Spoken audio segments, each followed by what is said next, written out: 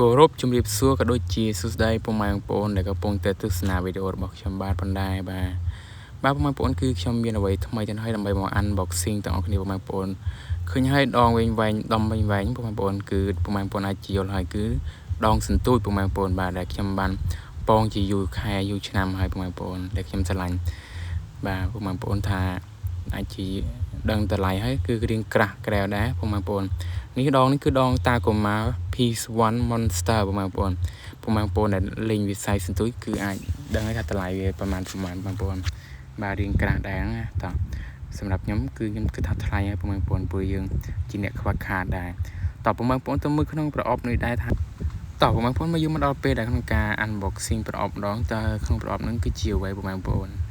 បាទខ្ញុំប្រាំតែម្ដងទៅពុកម៉ែបងប្អូនគឺជាដុំសន្ទូចពុកម៉ែបងប្អូនបាទកុំឲ្យពុកម៉ែបងប្អូនសាំតប៉ែវីដេអូរបស់ខ្ញុំបាទខ្ញុំនិយាយលេងនេះបងប្អូនបាទបងប្អូនបើឃើញដងហើយគឺតែមានដុំហ្នឹងហើយបងប្អូនបាទទាំងគូមកបដ ாய் បងប្អូនបាទហើយខ្ញុំបានប្រើរយៈពេលជាយូរខែយូរឆ្នាំហើយខ្ញុំស្រឡាញ់បងប្អូន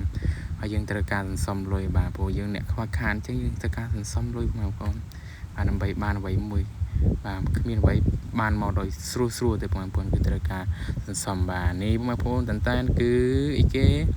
បាទនេះដុំនេះបងប្អូនបាទបីសាច់កំហំបងប្អូនដែលខ្ញុំបានសរសេរនៅក្នុង story ខ្ញុំកាលមុនបាទខ្ញុំបានសន្សំបាទនេះអរគុណច្រើនមកប្រុសក្នុងការថែមនុយរបស់ខ្ញុំបាទនេះតើមើលរូបរាងដុំទាំងអស់គ្នាបងប្អូននៅក្នុងនោះបាទនេះអូគិតជាសមនឹងតម្លៃគឺមិនបងប្អូនរៀងក្រាស់ដែរណាចិត្តអត់រយដែរបងប្អូនបាទទាំងដងទាំងដុំណាបងប្អូនបាទអរគុណច្រើនមកប្រុសក្នុងការថែមនុយពេញចិត្តខ្ញុំបងប្អូនអើយធន់មែនតើបងប្អូនអេមបាទនេះចាំមើលទាំងអស់គ្នាថានៅពេលដែលខ្ញុំទៅលេងមានអារម្មណ៍មិនដែរបងប្អូនថានឹងបានត្រីធំដែរអត់បងប្អូនបាទអ្នកខ្លះគេថាទិញមកធ្វើអីថ្លៃម៉េះបងប្អូនបាទតែយើងបំពេញនៅក្តីស្រឡាញ់របស់ខ្លួនឯងបងប្អូនបំពេញតម្រូវចិត្តខ្លួនឯងតែតម្រូវចិត្តបេះដូងហ្នឹងបងប្អូនបាទនេះគឺជា Red DC បងប្អូនបាទមើលនេះបងប្អូនអូអេមែនតើចាប់មួយដងនេះសាច់កាបូនសតបងប្អូនអើយនេះអូអេមែនតើបងប្អូននេះពេញចិត្តបងប្អូនបាទបងប្អូនវីដេអូខ្ញុំមានតែប៉ុណ្្នឹងទេបងប្អូនអរគុណច្រើនសម្រាប់ការមើលវីដេអូរបស់ខ្ញុំនិងការទស្សនាបាទពេញចិត្តជួយចាច់ខ្លាច